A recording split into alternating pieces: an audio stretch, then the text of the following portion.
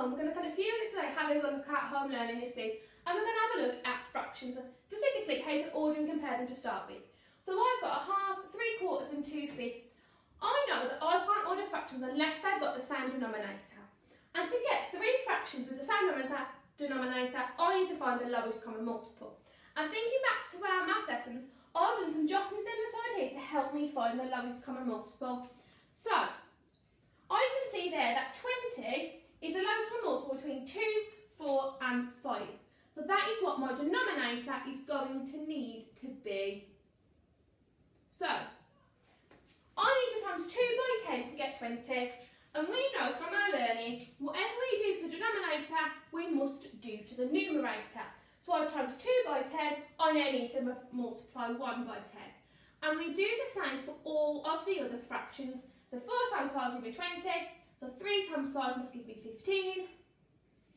5 times 4 gives me 20, therefore 2 multiplied by 4 must give me 8.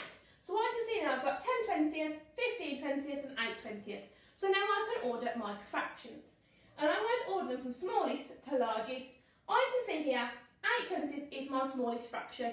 However, remember when we order them, we need to use the original fractions that we were given. So 2/5 is our smallest. Then I can see it's going to be a half. And finally I can see that 3/4 is going to be my largest fraction, okay? This is a skill that is going to be transferable and important for every single lesson this week.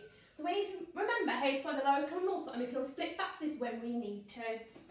So, have a quick refresh on adding and subtracting fractions. So I've got 2/5 add a half. As we've just said, we can't do that unless we've got the same denominator. So again, I need to find the lowest common multiple. And using my timetable knowledge, I know that the lowest common multiple of 5 and 2 is going to be 10. So to get 10, I multiply 5 by 2. Therefore, I must need to multiply 2 by 2, which would give me 4. So 4 tenths add 2 times by 5 will give me 10. 1 times by 5 is going to be 5 tenths. So I know now I need to add 4 tenths to 5 tenths. So I'm going to use my bar model and 2 different colours which you might be able to do at home as well to work out how to add these 2 fractions together. So let's start off with our 4 tenths. 1, 2, 3, 4. We now need to add on our additional 5 tenths. 1, 2, 3, 4, 5. So altogether, I know my answer is going to be 9 tenths. And you might not need the bar model for every single calculation, but it's there to support you when you need it. So let's have a look now at our subtraction. And again, we don't have the same denominator, so let's find our lowest common multiple between 5 and 15. Now using my 5 times table multiplication knowledge, I know our lowest common multiple must be 15. So I times 5 by 3 to get 15.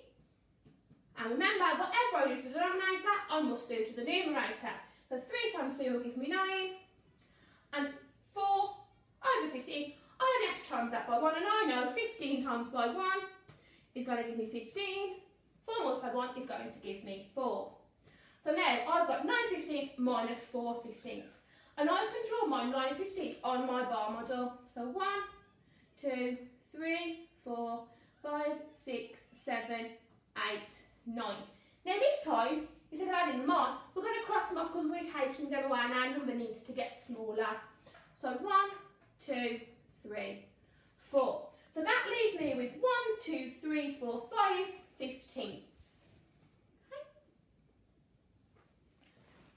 So this week, our English learnings are going to be on the literacy shed. And this is what it will look like. You need to watch this video, and all of our fantastic learning opportunities will be based on this video this week. Okay? Hope you have a lovely week, and hope to see you again very, very soon.